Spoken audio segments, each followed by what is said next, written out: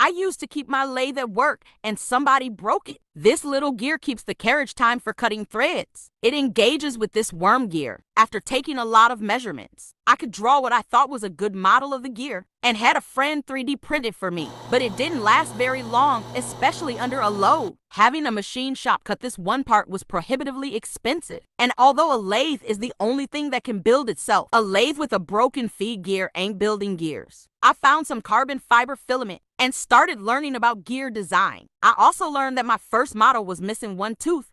Dope. My crappy parting head only has 12 positions. I need 22, so back to CAD and 3D printing. I wish I could print metal like this and this fast. Next is making the hob. That's what is going to cut. This is where 3D printing becomes amazing. That carbon fiber reinforced 3D printed gear is running the carriage feed. It's this over and over again.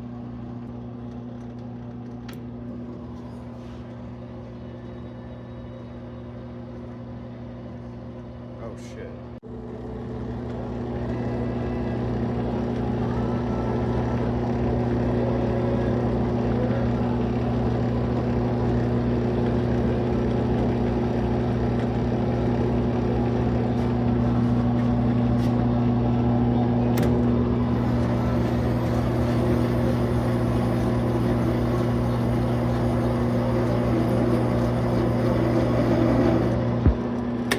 Next, onto the Bridgeport to cut the teeth. This tool steel then gets oil quench hardened. I pre-cut the teeth with a slitting saw.